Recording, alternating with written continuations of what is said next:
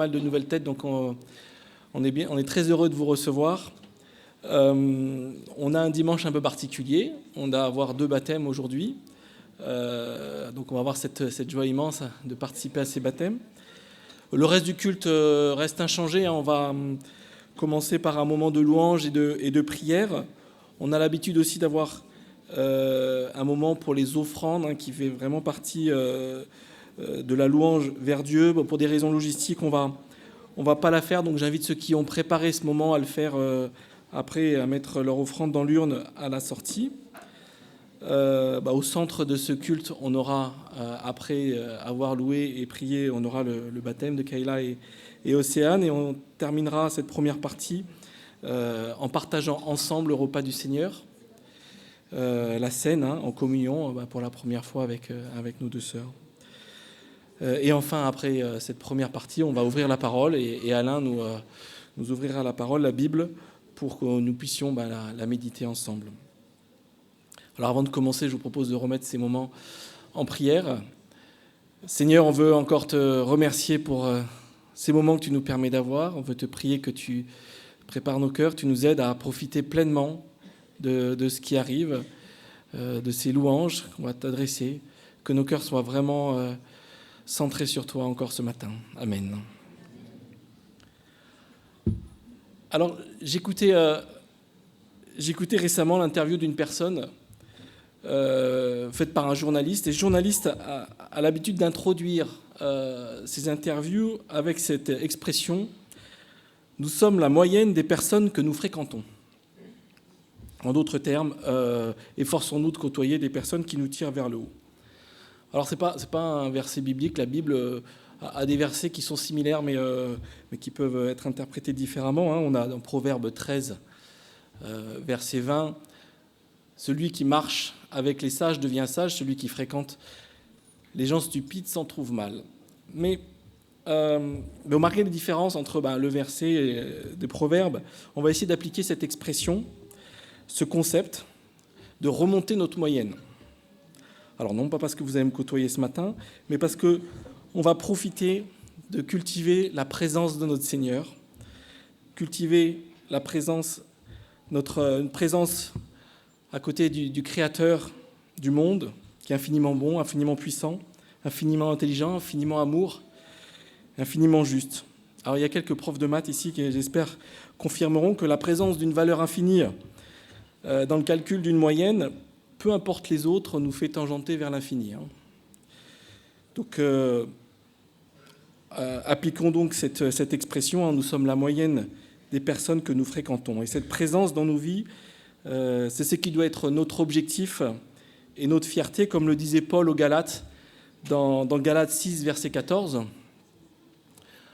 En ce qui me concerne, alors c'est pas la bonne référence, c'est pas grave. En ce qui me concerne, jamais je ne tirerai fierté d'autre chose que de la croix de notre Seigneur Jésus-Christ. Alors rendons-lui gloire et hommage. On va pouvoir chanter ces 2 premiers chants. Donc on a l'habitude de se lever pour les chants. Et donc on se lèvera un peu pour tous les chants. On va commencer par ces 2 chants, Ton amour, ta puissance et Prosterné.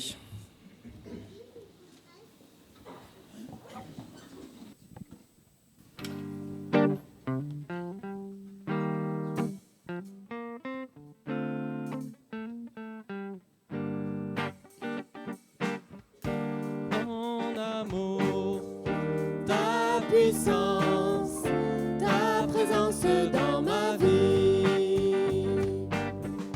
ton amour, ta puissance, ta présence dans ma vie, et je veux t'adorer de tout mon cœur, et je veux t'adorer de toute mon âme, et je veux t'adorer de toute ma force.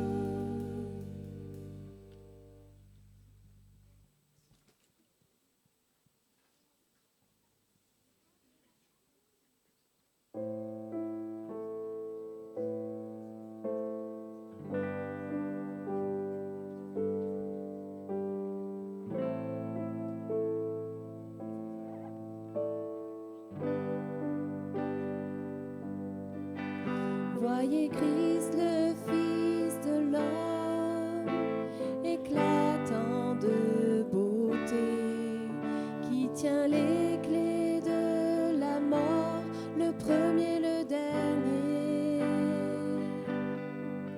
Ses yeux brûlent d'un feu saint, qui pourrait le contempler.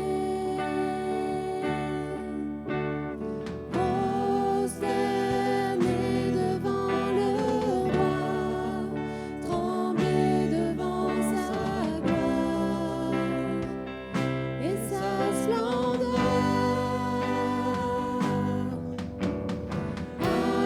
Adorez devant le trône celui dont le royaume durera jamais.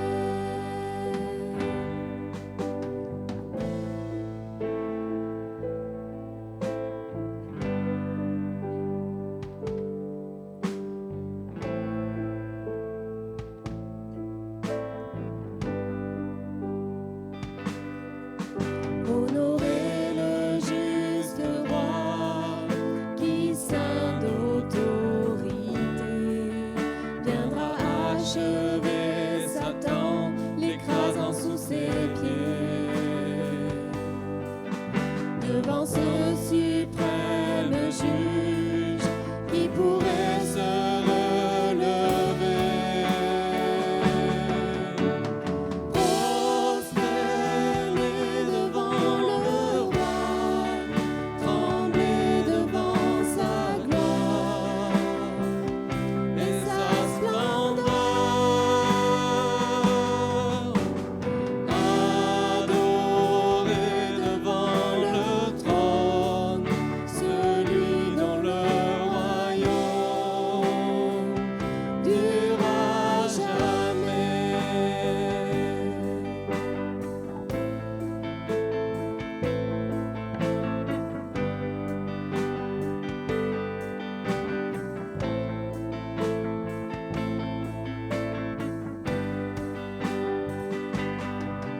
Louez l'agneau qui est digne, car il fut immolé pour laver de tout péché les nations rachetées. Dieu livré en sacrifice, qu'il aurait imaginé. Prosternez devant le roi, tremblez devant sa gloire et sa splendeur.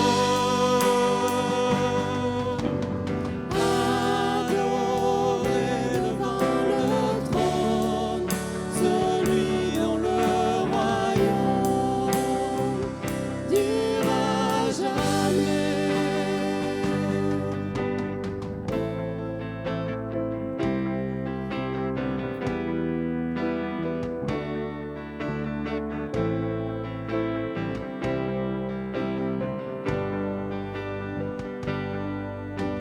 Saint est le Seigneur, Saint est le Seigneur, Saint est le Seigneur, Amen.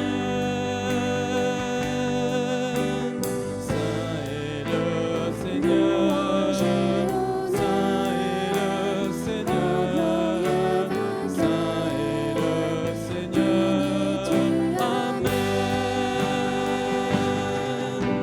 Saint est le Seigneur, Saint est le Seigneur, Saint est le Seigneur, Amen.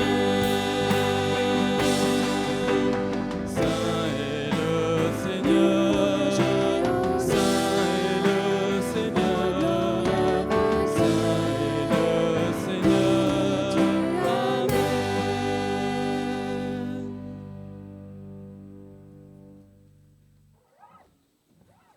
Vous pouvez vous rasseoir. Vouloir côtoyer le Seigneur, c'est chercher et profiter de sa présence. Et les psaumes nous parlent souvent de cette cette joie et de ce privilège, de cette recherche qu'on doit avoir de sa présence. Et on peut en lire quelques-uns, à commencer par le psaume 98, au verset 6. Au son des trompettes et du cor, poussez des cris de joie en présence du roi, de l'Éternel.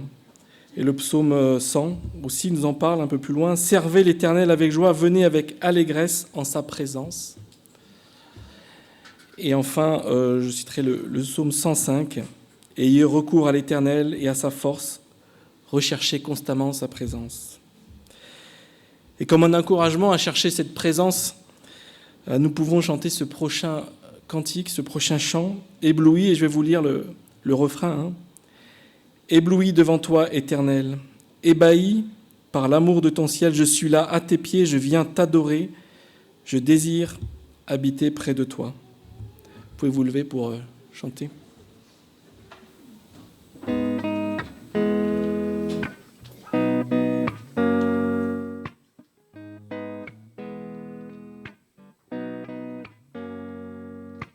Je viens vers toi dans le secret, en ta présence, je veux rester.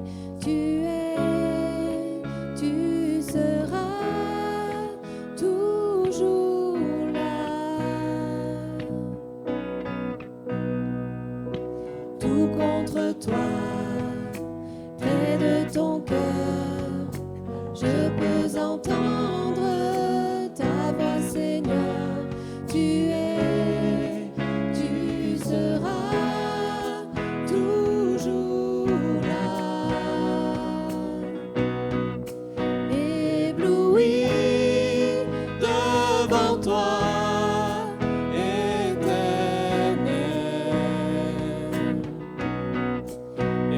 ébahi par l'amour de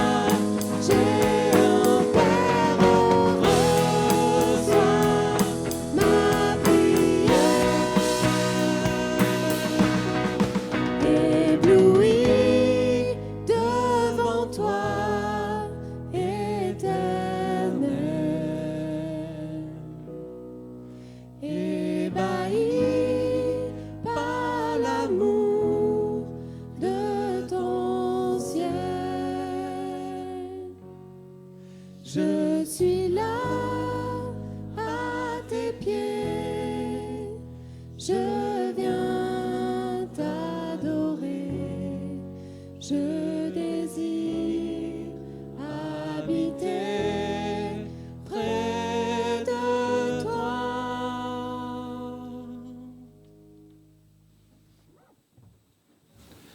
Vous asseoir. Alors, avant de passer au baptême, je vous propose de prendre un moment dans la prière, en assemblée. Donc, ceux qui le souhaitent, qu'ils se sentent libres de prier.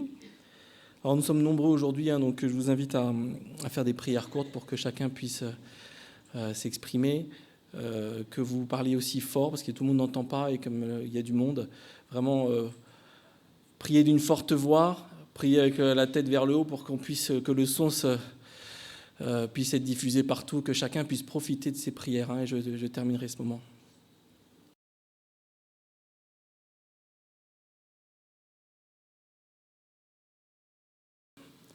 Ensemble, on veut te rendre grâce, de dire notre reconnaissance pour ta présence ici, pour ta présence avec nous tous les jours.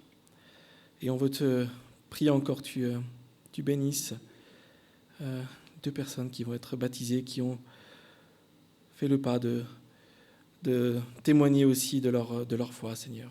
Amen. Alors nous allons passer maintenant au baptême. Je sais qu'il y en a beaucoup qui sont venus pour ce moment-là. Pour ceux qui sont là pour la première fois, je vais vous expliquer un peu comment ça se passe.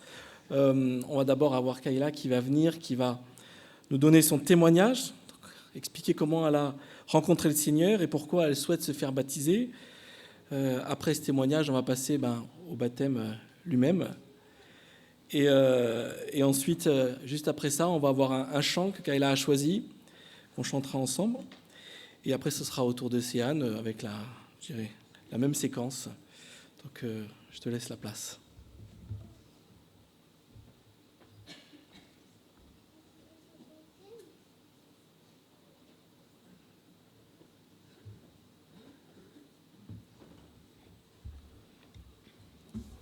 Bonjour à tous.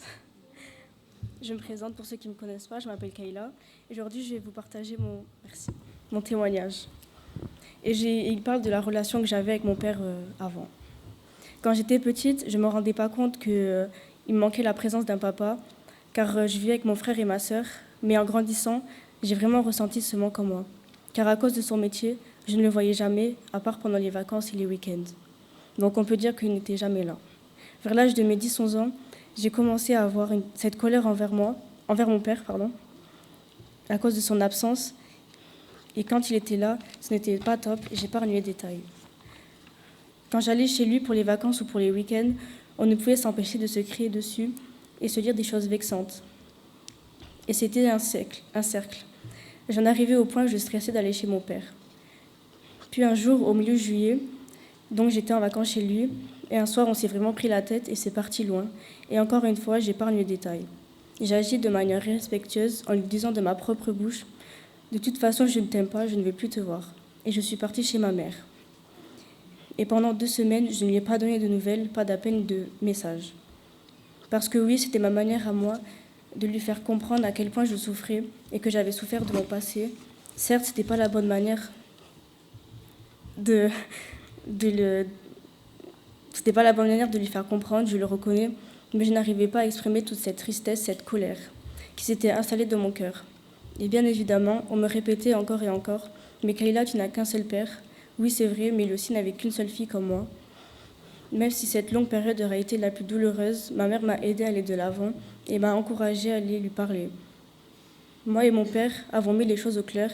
Il y a eu des pleurs et des pardons sincères, et c'est là qu'une relation père-fille a commencé. Je sais que mon père a beaucoup prié pour que mon cœur s'adoucisse et que je revienne à lui et que j'ouvre mon cœur à Dieu. Aujourd'hui, je peux dire que je n'ai plus aucune rancune envers mon père et ses erreurs du passé. Mais je reste malgré tout cette petite fille qui voulait et qui avait besoin de l'amour de son papa, qui avait besoin de son écoute et des moments d'amour et de partage, qui voulait aussi raconter à ses copines ces moments géniaux qu'on passait ensemble.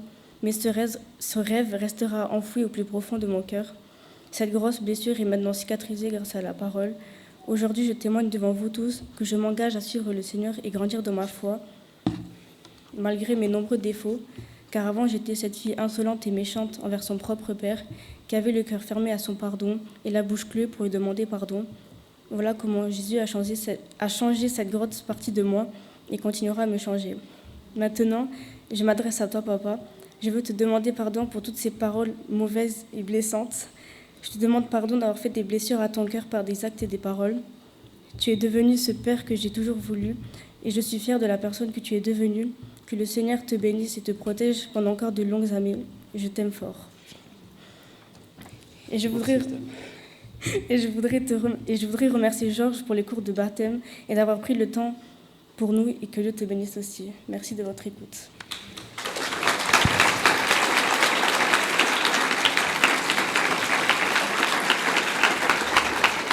Merci.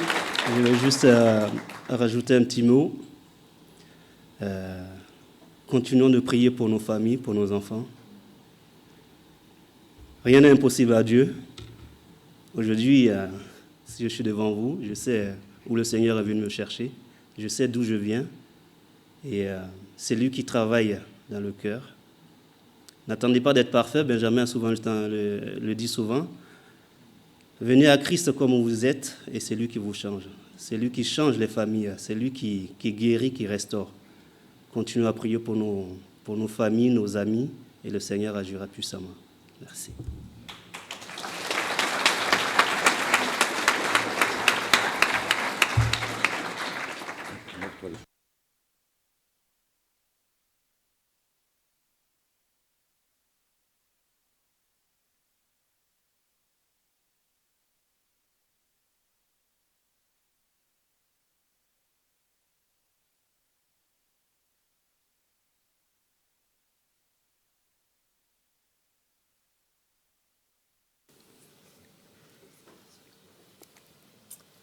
Alors, vous avez entendu le témoignage de Kayla, et comme quoi le Seigneur, lui seul, peut changer les cœurs.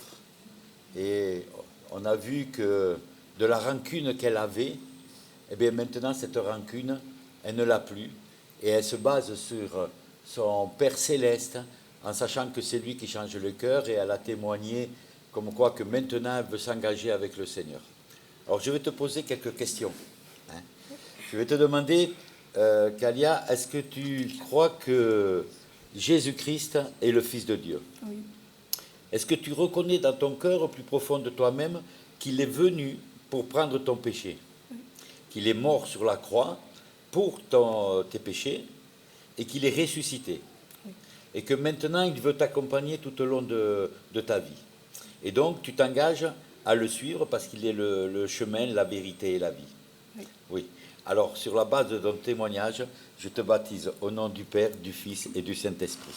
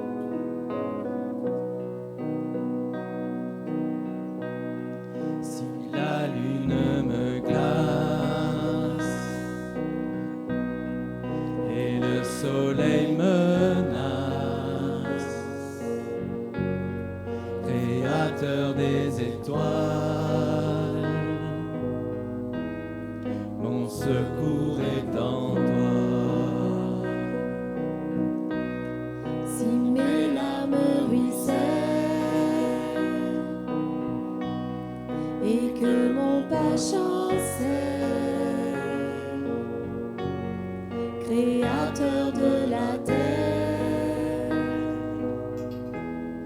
mon secours est en toi.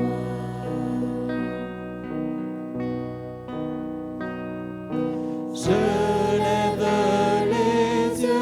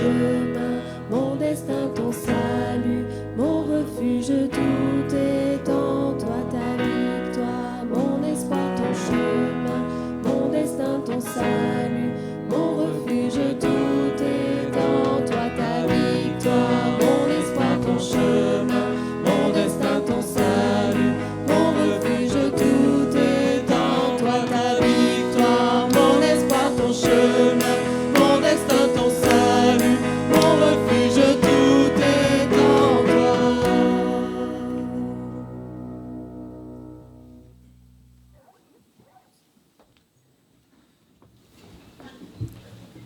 Merci Kayla pour ce témoignage, ce cantique aussi qui répond bien à ce que tu viens de nous dire. Je vais inviter maintenant Océane à venir, à prendre la place et à faire son témoignage.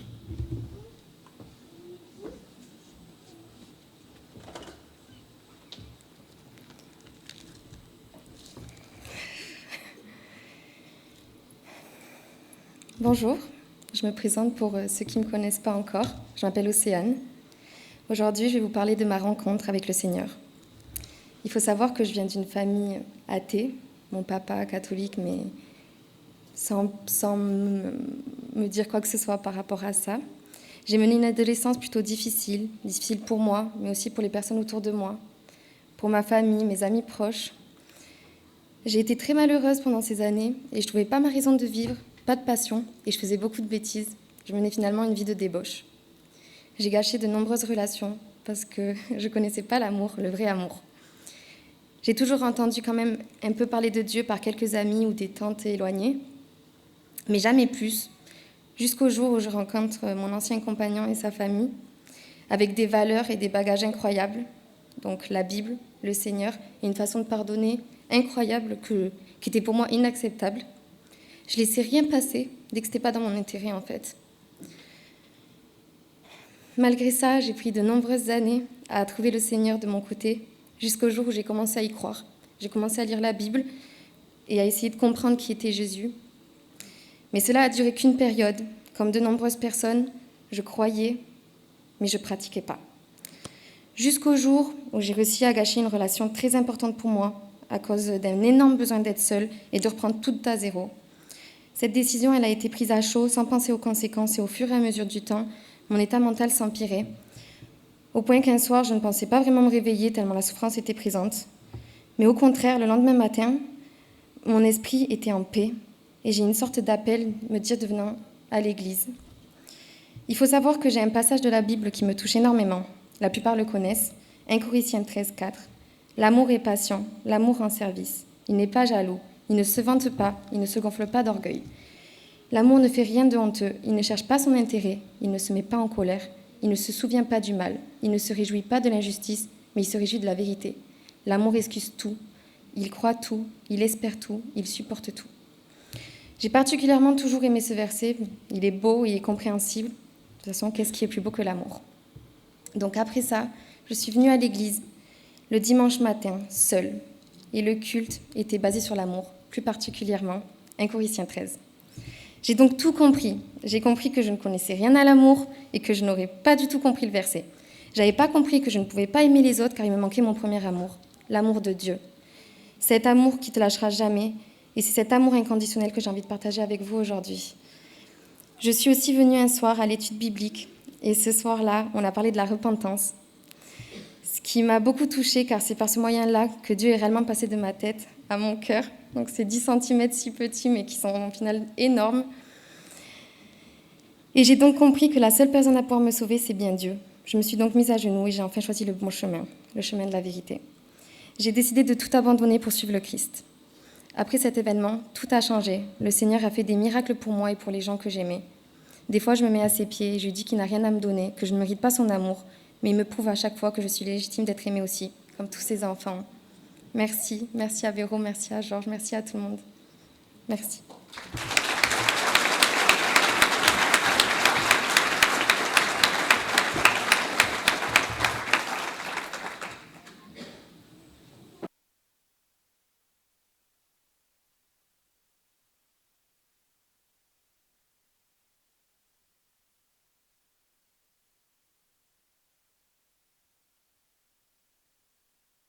toujours touché quand on peut entendre des témoignages de ce qu'on était et ce que l'on est devenu.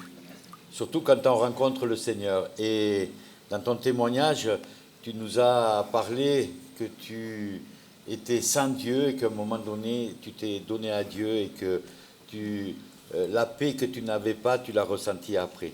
Tu as parlé de l'amour. Et le passage de la parole de Dieu nous dit que Dieu a tant aimé le monde qu'il a donné son Fils unique afin que quiconque croit en lui a la vie éternelle. Alors je voudrais justement te poser cette question. Crois-tu vraiment cela, que Jésus-Christ est venu pour toi? Oui, Qu'il est le Fils de Dieu? oui, Et qu'il veut t'accompagner tout au long de ta vie? oui. En sachant que ça ne sera pas toujours facile, Non. mais tu as parlé de la repentance. Et la repentance, c'est faire demi-tour. Donc, tu peux toujours revenir au Seigneur s'il y a parfois des moments difficiles. Le Seigneur est toujours avec toi. Il t'accompagnera tous les jours. Tu crois cela? Oui.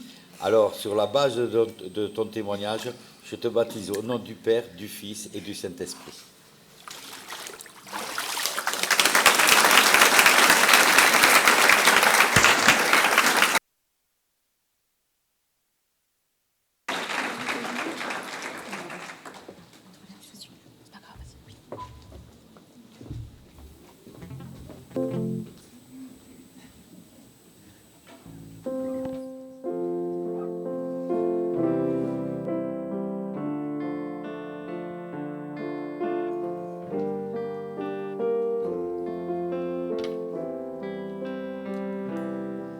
Je viens t'offrir, Seigneur, ce que j'ai de meilleur. Je viens t'offrir ma vie. Oui, à toi, Jésus-Christ. Et même si je suis fragile, et même si c'est difficile, je chanterai gloire à l'Éternel, je chanterai louange à son nom, je chanterai Dieu, mon essentiel. Je chanterai en l'honneur de son nom. Je viens te dire, Seigneur, que tu es mon bonheur. Non, rien ne peut détruire notre bel avenir. Et même si je suis fragile, et même si c'est difficile, je chanterai gloire à l'Éternel, je chanterai louange à son nom, je chanterai Dieu, mon essentiel, je chanterai en l'honneur de son nom. Toute ma vie, je redirai que tu as donné ta vie. Toute ma vie, je redirai que tu as payé le prix. Toute ma vie, je redirai que je ne vis que pour lui. Je chanterai gloire à l'Éternel, je chanterai louange à son nom, je chanterai Dieu, mon essentiel, je chanterai en l'honneur de son nom.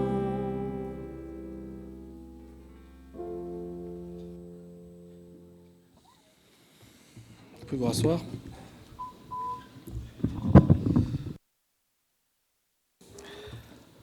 On va passer maintenant au moment de la scène, le repas du Seigneur, comme on l'appelle, le pain et le vin qui sont le signe de son sacrifice, le signe de la croix, qui est au centre de notre foi, le signe de l'alliance entre tous les chrétiens avec Dieu et qui nous rappelle de l'amour de notre Sauveur à travers ce sacrifice. Et avant de faire ça, je voulais relire un passage de la Bible qui nous parle de ça. C'est Paul qui parle aux Corinthiens. Alors je vais le lire, on n'a pas la même version, je vais le lire ici.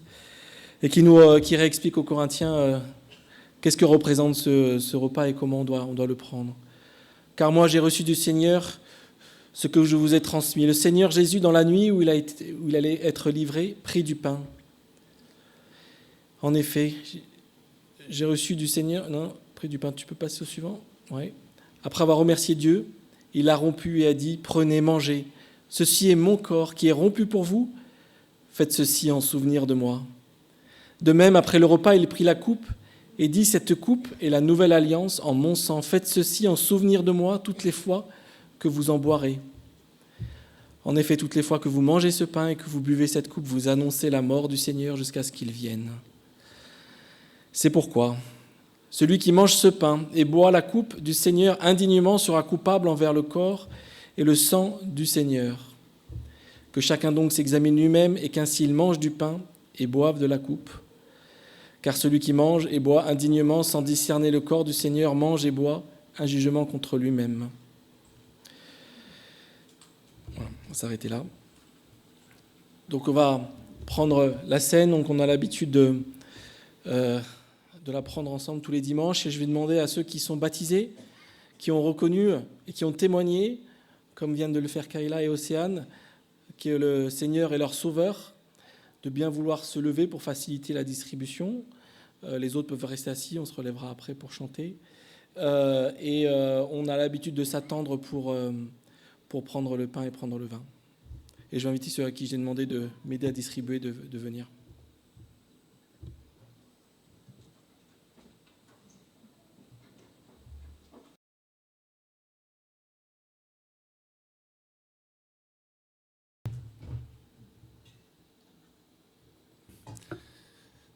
Seigneur notre Dieu, Père, en prenant ces symboles, Seigneur, nous voulons nous rappeler, Seigneur, de ce que tu as accompli sur cette croix, Seigneur.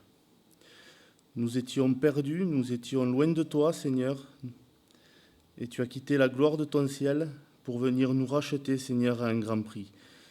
Et comme nous l'avons chanté, Seigneur, toute ma vie, je raconterai que tu as payé le prix, que tu m'as racheté à un grand prix, Seigneur. Seigneur, merci pour ce cadeau immense que tu nous donnes, Seigneur. Merci pour cette espérance que tu nous donnes, Seigneur. Merci parce que jour après jour, on peut s'appuyer sur toi. Seigneur, merci pour toutes choses. Dans le beau nom de Jésus, notre Sauveur. Amen. Prenons le pain.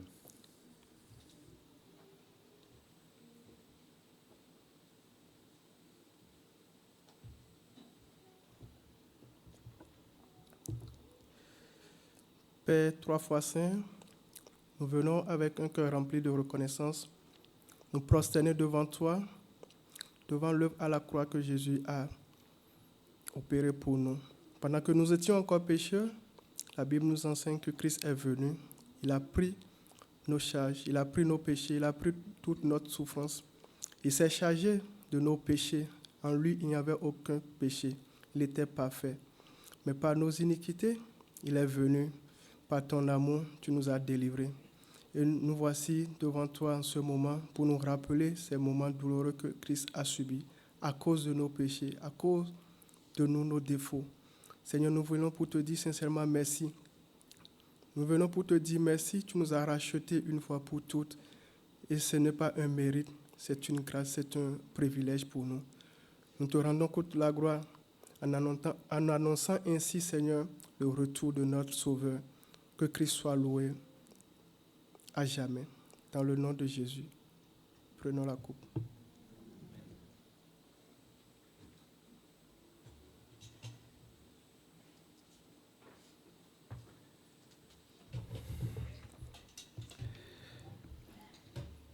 Alors, pendant que les coupes sont ramassées, je vous propose de tous vous lever et de chanter ce dernier chant, Héritier.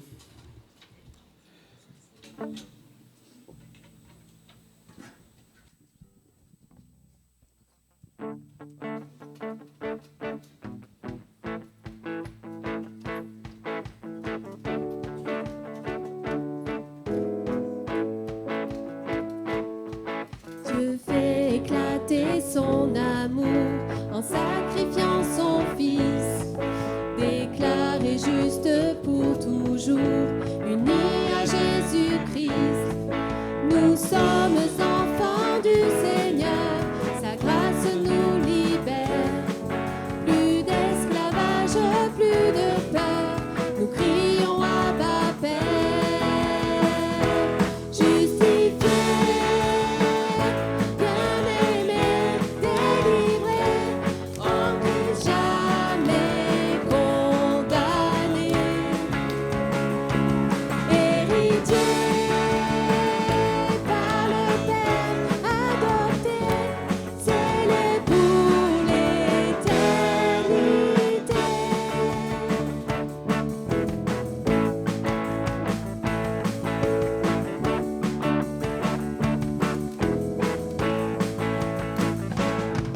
Le péché veut nous enchaîner, mais l'Esprit nous conduit. Quand nous ne savons que prier, il exprime nos cris. Luttons avec persévérance, l'Esprit nous renouvelle. Souffrons alors dans l'espérance de la vie éternelle. Justifié, bien-aimé, délivré, en Christ jamais condamné. Héritier par le Père adopté, scellé pour l'éternité.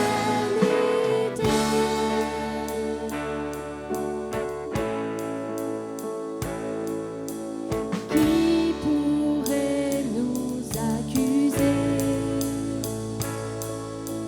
Qui pourrait nous condamner?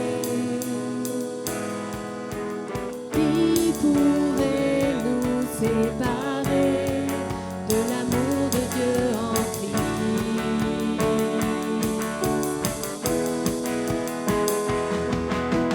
Qui pourrait nous accuser? Qui pourrait nous condamner? Qui pourrait nous séparer de l'amour de Dieu en Christ?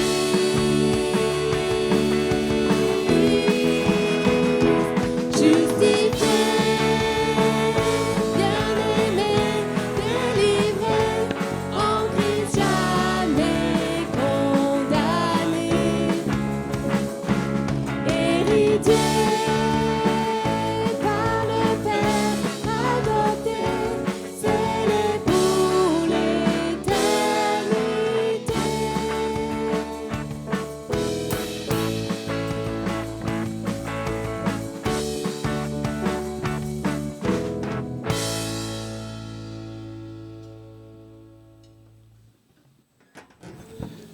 Vous pouvez vous asseoir pendant que Alain vient pour faire son message. Je voulais juste vous citer un verset comme un encouragement à écouter à méditer ce qu'on va faire maintenant, ouvrir la Bible. Dans Psaume 119, le verset 105. « Ta parole est une lampe à mes pieds et une lumière sur mon sentier. » Donc, que ce soit pour chacun aussi une vérité. Et Alain, tu peux venir. Je ne sais pas où tu es. Voilà.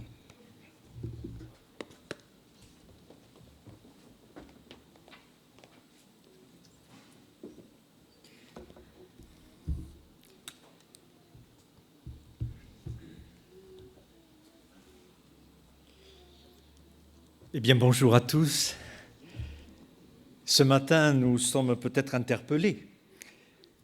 Cela fait 2000 ans que le christianisme existe Et peut-être quelqu'un ce matin se dit, mais qu'est-ce que je dois faire? Alors rassurez-vous, cette question, des auditeurs se sont posé cette question il y a 2000 ans. Le tout premier message de l'Église a été fait par l'apôtre Pierre, et l'apôtre Pierre annonce Jésus-Christ qui est mort et ressuscité selon les Écritures. À ce moment-là, l'auditoire dit « Mais que ferons-nous » Et Pierre répond « Que chacun de vous se repente et soit baptisé. » Voilà le programme que le Seigneur demande à tout pécheur, juif ou non juif, car à ce moment-là, il n'y avait que des juifs. Se repentir, ça veut dire tout d'un coup changer de pensée, de direction, s'attacher à Christ et s'engager par le baptême et montrer qu'on est devenu disciple. Alors ce matin, je voudrais quand même donner quelques conseils pratiques, car on se repent, on se fait baptiser, et alors, après, on repose la question, et Kayla et Océane peuvent se la poser, mais alors, qu'est-ce qu'on fait maintenant? Après ce magnifique moment, qu'est-ce qu'on fait? Alors, je vais vous donner une petite piste. La vie chrétienne, je l'ai remarqué, et c'est biblique, c'est du sport. C'est vraiment du sport. Je me suis converti à 13 ans, j'ai été baptisé à 14 ans, et je me suis rendu compte, en effet, qu'il y a beaucoup de choses que le Seigneur a l'intention de vous faire vivre.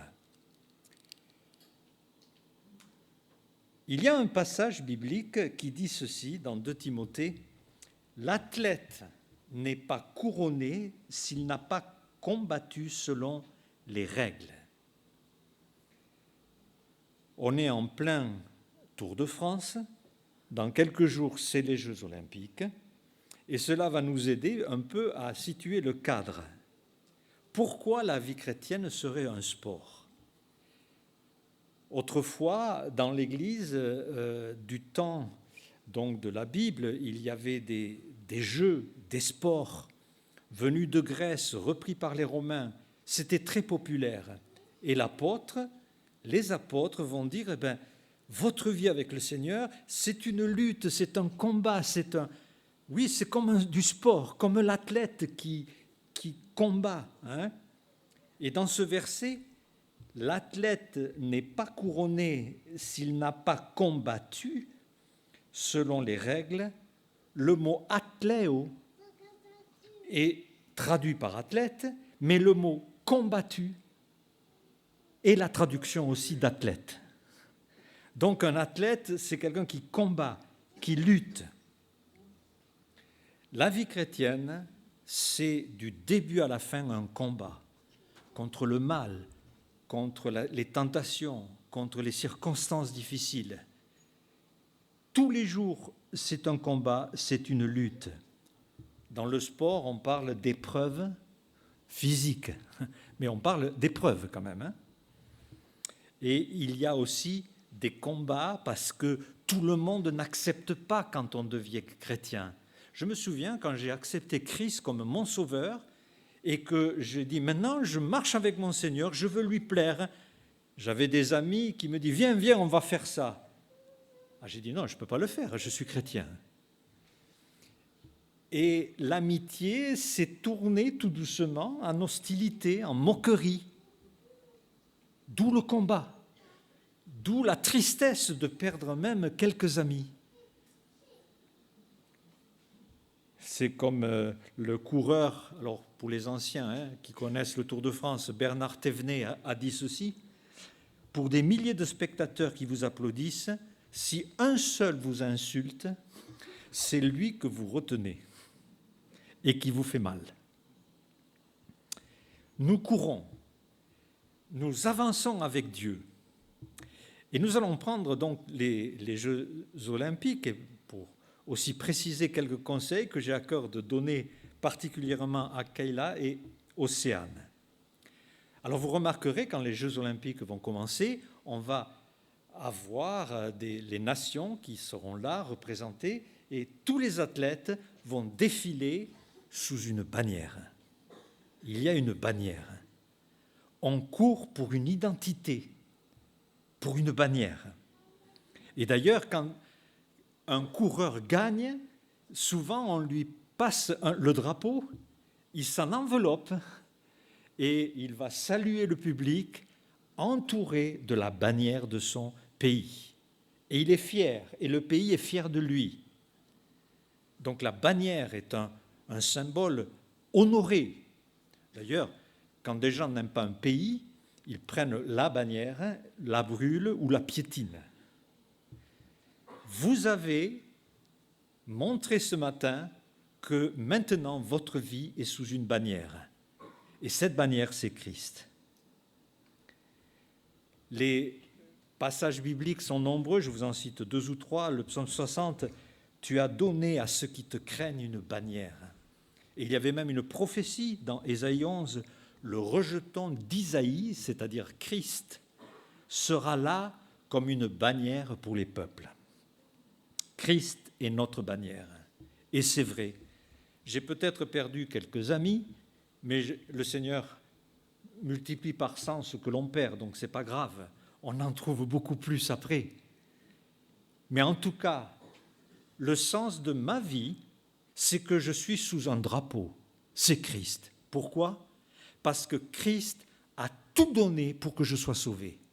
C'est lui qui m'a créé, c'est lui qui m'a aimé, c'est lui qui est allé à la croix, c'est lui qui a pris ma place, qui a été jugé pour que je ne sois pas jugé. C'est lui qui m'accompagne, me soutient, et je veux être fier de cette bannière. Mais cette bannière, attention, elle ne plaît pas à tout le monde.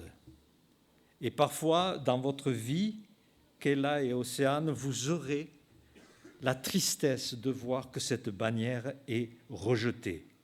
Paul dit dans 1 Corinthiens, « Nous prêchons Christ crucifié, scandale pour les Juifs, folie pour les païens. » D'ailleurs, au moment des Jeux Olympiques, eh bien, il y a eu un incident qui était là.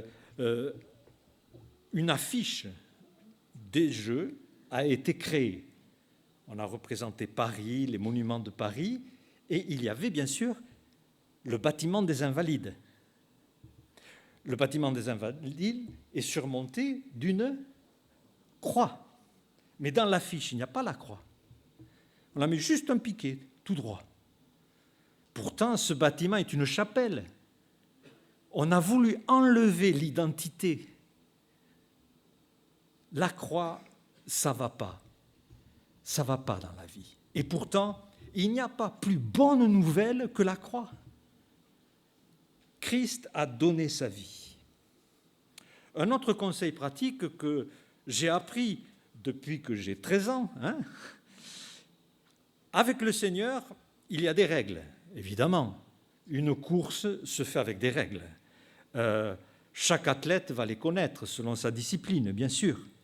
2 Timothée 2,5 nous dit « L'athlète n'est pas couronné s'il n'a pas combattu selon les règles. » Sinon, on peut être disqualifié. Quand on fait le tour du stade, évidemment, si un athlète se met à couper pour ne pas prendre le virage, il va se faire remarquer et ça ne sera plus valable. On rigole, mais il y a des tricheurs. Je pense à Rosie Ruiz, une coureuse de marathon. Nous sommes en 1980. Elle a fait le marathon de Boston. Et là, elle a loué une chambre d'hôtel près de la ligne d'arrivée. Et après, au moment clé, elle est sortie de l'hôtel, elle s'aspergeait d'eau pour montrer qu'elle transpirait, et elle s'est glissée parmi les coureurs. Au marathon de New York, elle a emprunté un métro, parce qu'après 20 km, elle était fatiguée. Tout ceci sont des faits qui sont arrivés, et évidemment, elle a fini par être démasquée, et elle a tout perdu. Il ne faut pas tricher avec le Seigneur. D'ailleurs, on ne peut pas tricher. Peut-être par moment, on peut être tenté par tel péché, par telle chose. Eh bien, Il faut être authentique et demander pardon à Dieu. Il a un programme. Hein. La Bible dit dans Corinthiens aussi, « Ne savez-vous pas que tous ceux qui courent dans le stade courent, mais qu'un seul remporte le prix? Courez de manière à le remporter. » Et le Seigneur a un itinéraire pour nous. Il a sa volonté. Il veut nous guider. Il veut nous orienter. Il a un plan pour notre vie. À tel point qu'il est dit dans Jérémie 10, « Ce n'est pas à l'homme quand il marche à diriger ses pas. » Et le Seigneur dirige notre vie. Il nous dit, voilà le code de la route, la parole de Dieu qui est là. Reste attaché à cette parole et tu vivras. Sinon, tu verras que c'est une chose amère et désespérante que de me rejeter pour aller suivre n'importe qui et n'importe quoi. Et c'est vrai que la sollicitation est grande. Avec le mode de communication aujourd'hui, vous avez sur chaque sujet 1000 idées, 1000 pistes. Mais qui suivre, qui écouter, qui a les bons conseils? Mais depuis des siècles, tous ceux qui se sont attachés à la parole témoignent, il n'y a pas de meilleure vie que de s'attacher au Seigneur et à sa parole. N'oubliez pas non plus d'être équipé. Alors, parfois, je vais chez Decathlon. Peut-être vous y êtes allé. Si vous demandez des chaussures, ça ne va pas vous aider. On va vous dire, mais pourquoi faire des chaussures? Parce qu'il y a des chaussures pour courir, pour jouer au foot, pour jouer au rugby, pour faire du golf, pour faire de la marche, etc. Et ce n'est pas les mêmes. Ce n'est pas les mêmes. Mais quelle tenue doit avoir le chrétien? C'est tout un sujet. Je vous donne juste un point. 1 Timothée 4 nous dit « Exerce-toi à la piété », c'est-à-dire à la foi, c'est-à-dire vraiment que toute ton énergie soit « Reste confiant dans le Seigneur et sa parole ». Et il ajoute, l'apôtre, « L'exercice physique est utile à peu de choses, en comparaison à l'exercice de la foi qui est utile à tout. » Et le mot traduit par exercice, exerce-toi, c'est le mot gymnazo. Gymnazo qui nous donne le mot gymnase. Et le mot gymnase est un mot qui veut dire se dépouiller, enlever ses vêtements. Car autrefois, quand on faisait de l'exercice, on quittait ses vêtements, on se dépouillait. D'ailleurs, un passage dans Matthieu, quand il est dit « J'étais nu et vous m'avez vêtu ». J'étais nu, c'est gymnazo. Donc quand on voit le mot gymnase, ça veut dire se dépouiller, enlever ses vêtements. La Bible dit l'athlète ne peut pas, ou même le soldat, s'il est encombré de vêtements inappropriés, ça ne va pas aller. Et que de fois, j'ai encombré ma vie parce que je n'ai pas voulu me dépouiller de certaines idées personnelles, de certains attachements personnels. Je dois apprendre à me dépouiller. À me dépouiller. Quand Jonathan a reconnu David comme roi, il a dépouillé ses vêtements royaux, il les a jetés aux pieds de David. Mes chers amis, nous devons tout dépouiller et venir aux pieds du Seigneur pour bien courir. Il est évident aussi qu'il serait quand même important de courir jusqu'au bout. Alors on va voir, peut-être suivre des étapes du Tour de France, voir les Jeux Olympiques. Il est certain que celui qui n'arrive pas jusqu'au bout, eh bien, il n'aura pas vraiment accompli la course. Je voudrais vous laisser donc ce verset, Hébreux 12:1. Nous sommes environnés d'une grande nuée de témoins, rejetons tout fardeau, le péché qui nous enveloppe si facilement, et courons avec persévérance. Persévérance. Et le Seigneur nous appelle à persévérer. Ce n'est pas juste aujourd'hui. c'est un point de départ, mais il faut persévérer. Ayant les regards sur Jésus, le chef et le consommateur de la foi. Alors consommateur, ça veut dire quoi?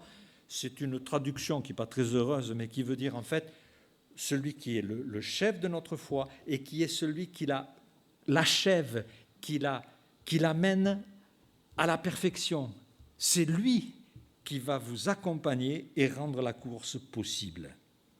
Donc, Dieu nous appelle à courir avec persévérance. Et il y a un passage dans Galates assez étonnant. Vous couriez bien. Qui vous a arrêté? Qui vous a arrêté pour vous empêcher d'obéir à la vérité? Il y aura des moments où vous aurez envie peut-être d'abandonner. Mais les raisons pourraient être immenses. La Bible parle à un moment donné de disciples qui ont abandonné par amour pour le siècle présent. C'est des passages très tristes. Abandonner. Dans 1 Timothée 4, il est dit, dans les derniers temps, les gens abandonneront la foi pour s'attacher à des esprits séducteurs et des doctrines de démons, carrément. Jamais comme aujourd'hui, le faux n'a été semé au milieu du vrai. Et comme je vous l'ai dit tout à l'heure, tout ce qui se dit, tout ce qui se fait n'est pas à prendre comme cela, sans discernement, de façon instantanée. Examinez toutes choses, retenez ce qui est bon, mais surtout, n'abandonnez pas la parole de Dieu. N'abandonnez pas cette soumission au Seigneur. Les choses de la marche chrétienne sont simples et Dieu veut que nous puissions y persévérer. Il arrivera, à vous qui venez de vous faire baptiser, il arrivera à tous les chrétiens, même de longue date, que parfois vous chutiez. Que parfois, tout d'un coup, le péché a le dessus. Un chrétien n'est pas une personne parfaite dans son accomplissement de tous les jours. Elle est parfaite sous le sens que le problème de son péché est réglé. Elle est parfaitement sauvée par le Seigneur. Mais il y aura des chutes. Et je pense à cet exemple incroyable de Stephen Okawi, qui était un Tanzanien qui a couru donc un marathon en 1968 à Mexico. Il a fait le marathon et après 20 kilomètres, il a fait une chute, mais une chute vraiment catastrophique, mauvaise. Il s'est pratiquement cassé le genou, il saignait de partout. Il avait très mal. Il s'est relevé, on l'a aidé, on lui a bandé le genou et il a continué. Évidemment, souvent il marchait ou il courait sur une jambe. Et à la fin, on lui a dit, mais il a passé la ligne. On lui a dit, mais pourquoi vous avez continué? Il a dit, mais mon pays ne m'a pas envoyé ici pour commencer une course. Il m'a envoyé pour la finir. Il est allé jusqu'au bout. Mes chers amis, nous chutons, mais le Seigneur est fidèle et juste pour nous pardonner de tout péché et nous relever. Et puis bien sûr, pour persévérer, la Bible dit, ayant les regards sur Jésus, c'est important de regarder notre Seigneur. Par lui, je puis tout. Le Seigneur dit, je te montrerai la voie que tu dois suivre. J'aurai les regards sur toi. Nous avons en Christ un bon berger qui nous conduit. Il y aura les Jeux olympiques, il y aura aussi les paralympiques. Et parmi les coureurs, que ce soit sur les Jeux olympiques d'hiver ou d'été, des personnes infirmes peuvent participer. Et je pense particulièrement aux aveugles. Vous savez qu'un aveugle peut faire du ski et peut être en compétition dans le ski, par exemple, ou dans des courses de vitesse. Mais évidemment, il ne peut pas le faire seul. Il aura donc un guide devant lui. Et en montagne, en hiver, si vous allez dans des stations du ski, parfois vous verrez une personne donc avec des couleurs vives, jaunes et rouges, qui sont ensemble. L'un est le guide, l'autre est l'aveugle. Et le guide, que fait-il? Évidemment, il ouvre la route, il est devant, il crie, il parle, il siffle, il chante, enfin, communique plein de petits détails à l'aveugle qui suit. Et l'infirme arrive à faire ce sport et à courir. Évidemment, par ce processus, il y a une complicité, il y a une amitié qui se développe, il y a des points de repère de plus en plus faciles, et c'est quelque chose d'assez extraordinaire, cet équipage. Mes chers amis, quand j'étais sans Christ, j'étais complètement aveugle, mais une fois que j'ai accepté Christ, est-ce que je n'étais plus aveugle? Oui et non. Bien sûr, le Seigneur m'éclaire, mais sans lui, je suis comme un aveugle. Je reste comme un aveugle et je ne peux pas accomplir la course sans quelqu'un qui me précède. C'est impossible. Alors il est là, il me précède, il me parle, il me reprend dans ma conscience, il me montre des versets de sa parole. Il m'accompagne jour après jour, c'est absolument extraordinaire. Mais il y a une seule chose qui terrorise l'équipage guide et skieur aveugle, c'est que quelqu'un, malencontreusement, se mette entre eux deux et rompe le fil invisible qui s'est établi entre les deux. Évidemment, si le lien est rompu, c'est la catastrophe pour celui qui a perdu son guide. Il peut arriver que le fil soit rompu. C'est malheureusement une angoisse. Il existe des coupeurs de fil. Il existe des fauteurs de troubles. Il existera des pressions pour vous éloigner de Christ. Et quand vous bâtirez votre vie, mais tout, votre façon de travailler, votre façon de construire un foyer, votre façon de vivre vos loisirs, en disant « je le fais, mais d'abord j'écoute mon guide ». On vous dira « mais c'est rétrograde, c'est dépassé ». Il y a tellement de façons de vivre. Alors, vous qui avez aujourd'hui témoigné par le baptême de cet engagement d'avancer avec le Seigneur, surtout veillez à ce que le fil ne soit pas coupé. Et je terminerai par juste une question, mais au fait, pourquoi courir? Et j'ai un verset que j'aime beaucoup, c'est Matthieu 28, verset 8. Elles s'éloignèrent du sépulcre, donc les femmes qui étaient venues au tombeau de Christ, avec crainte et une grande joie, et elles coururent porter la bonne nouvelle aux disciples. C'est-à-dire que les femmes sont venues au tombeau et elles ont découvert qu'il n'était plus là, qu'il était ressuscité. Elles coururent pour annoncer la bonne nouvelle. Et c'est vrai, c'est extraordinaire. La bonne nouvelle, ce n'est pas simplement qu'il soit vivant, c'est déjà merveilleux quand un ami est vivant, qu'on croyait mort. Mais la bonne nouvelle aussi contient tout le sens de ce que Christ a fait. Il est mort, il a été enseveli à ma place sur la croix, maintenant il est ressuscité, et la Bible dit qu'il est le médiateur entre l'homme pécheur et Dieu parfait. Quelle bonne nouvelle! On court pour cela. Et un chrétien, il court comme les femmes au sépulcre, annoncer la bonne nouvelle.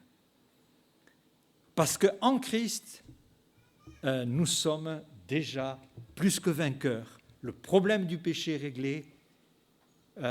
Une vie nouvelle peut commencer. Dans les Jeux olympiques, j'en ai parlé, il y a une discipline qui s'appelle le marathon. Mais vous savez que le marathon, c'est une ville. C'est d'abord une ville. C'est une ville en Grèce. Et il fut un temps où les Perses ont attaqué la Grèce. Le rapport était 100 000 pour les Perses et 20 000 pour les Grecs. Donc, c'était délicat. les Perses arrivent, ils débarquent à Marathon. Et contre toute attente, et pour faire court, les Grecs gagnent. Extraordinaire nouvelle. Mais maintenant, il faudrait qu'Athènes le sache. Et quelqu'un se met à courir de Marathon à Athènes, 42 kilomètres. Et il arrive à Athènes, épuisé, mais il leur dit, nous avons gagné.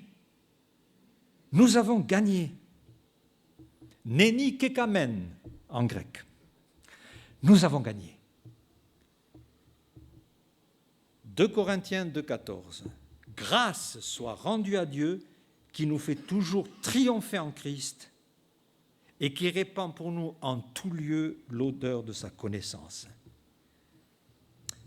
Que ce soit particulièrement Kayla et Océane, mais aussi chacun de nous qui avons accepté Christ, nous courons pour dire en lui, nous avons gagné. Et à qui nous allons le dire? À qui nous allons montrer l'étendard de Christ? À celui qui est encore aujourd'hui esclave de ces débordements, de ces passions cachées que personne ne voit. Mais nous pouvons arriver jusqu'à lui, et j'espère qu'un chrétien arrivera jusqu'à lui pour lui dire « Nous avons gagné sur ce sujet ». Il y a des personnes qui sont prises par des addictions, mais ça peut être 1000 choses, l'alcool, le jeu, etc. Nous en connaissons. N'est-il pas merveilleux de s'entendre dire « Nous avons gagné ». Et quelqu'un a couru vers moi pour me dire, à moi qui, on a parlé d'amour ce matin, de familles éclatées, désunies, de ce que l'amour était quelque chose d'inconnu, et c'était vrai dans ma vie, mais quelqu'un est arrivé quand j'avais 13 ans pour me dire « On a gagné !» Tu peux découvrir l'amour que tu n'auras jamais sans celui qui est mort et ressuscité, à celui qui est inquiet pour l'avenir. Et c'est vrai que même socialement, on se dit, mais où allons-nous? Hein, je ne vais pas parler de l'actualité, hein, mais certains sont sérieusement travaillés par ce sujet. On a peur aussi de son avenir, peur de la mort. Et quand je vais arriver devant Dieu, est-ce qu'il va m'accepter? Est-ce qu'il y a une justice de Dieu? Que va-t-il se passer au jugement dernier? Dieu dit, nous avons gagné. Et le chrétien qui court, il accomplit cette course pour dire, en Christ, je suis plus que vainqueur.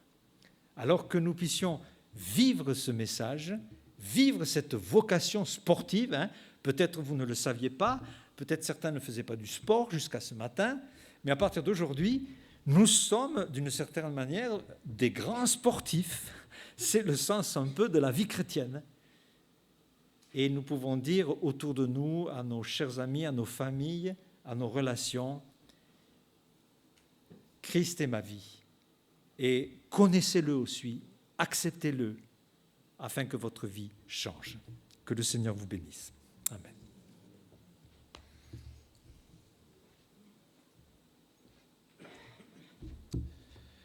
Merci Alain.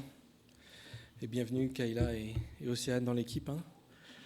Et pour tous ceux qui n'ont pas encore pris la licence, n'hésitez pas à aller voir Alain ou les anciens qui seront ravis de discuter avec vous après le culte. C'est comme ça qu'on va terminer la partie enregistrée.